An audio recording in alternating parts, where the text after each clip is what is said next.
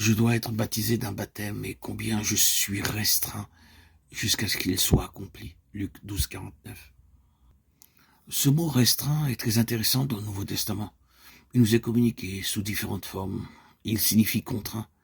Et ce mot se trouve dans les évangiles, quand la femme pressée dans la foule avec son infirmité avança sa main et toucha le Seigneur, et qu'il se retourna et dit, « Qui m'a touché ?» Ses disciples répondirent, « Maître, la foule te presse, comment peux-tu dire qui m'a touché ?» Luc 8, 43-45. Et ce mot pressé est exactement le même mot grec que contraint. Vous savez ce que c'est que de se retrouver dans une foule? Peut-être l'avez-vous expérimenté récemment, tenez-vous au sein d'un énorme attroupement et voyez seulement si vous pouvez vous y opposer. Si vous pouvez la retenir, non. C'est impossible, c'est ainsi. Retrouvez-vous dans une foule et vous devrez aller avec la foule. Ce n'est pas la peine d'y résister, vous ne pouvez que la suivre. Le même mot est utilisé à propos de ceux qui prirent en charge Jésus au jour de sa passion, où il s'est livré. Il est dit que les hommes qui tenaient Jésus se moquaient de lui. Luc 22, 123. Les hommes qui tenaient Jésus. Il s'agit à nouveau de notre mot restreint, contraint. Et vous connaissez le genre d'hommes qu'ils étaient. Ils ne servaient à rien d'essayer de résister à ces hommes. Ils étaient des plus rudes. Ils ne toléraient aucune résistance. La seule chose à faire avec ce type d'hommes est de leur céder, de les laisser faire. Les hommes qui tenaient, les hommes qui restreignaient, contraignaient, maîtrisaient. C'est le même mot que Paul employa lorsqu'il dit « Car l'amour de Christ nous étreint » de Corinthiens 5, 14.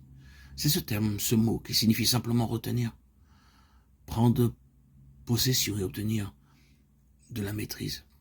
C'est ce que cela signifiait ici. Je suis venu jeter un feu. Et il prend possession. Il n'y a aucune résistance quand ce feu a réellement une prise et son accès. C'était le feu d'une discrimination inévitable et infaillible. Le feu met toujours les choses à nu. Alors qu'il rampe, envahit, rattrape, il fait une distinction entre les choses qu'il peut dévorer et celles sur lesquelles il n'a aucun pouvoir. Il les place dans ces catégories, la découverte, la classification et la décision. Je suis venu jeter un feu sur la terre et qu'ai-je à désirer s'il est déjà allumé? Luc 12, 49. Regardez au contexte, dans Luc 12, verset 51. Pensez-vous que je sois venu donner la paix sur la terre? Je vous dis non, mais plutôt la division. Et il continue, car désormais ils sont 5 dans une maison divisée, 3 contre 2 et 2 contre 3. Ils seront divisés, le père contre le fils et le fils contre le père, la mère contre la fille contre la mère. La belle-mère contre la belle-fille contre la belle-mère, distinguant, mettant les choses dans la catégorie dans laquelle elles appartiennent.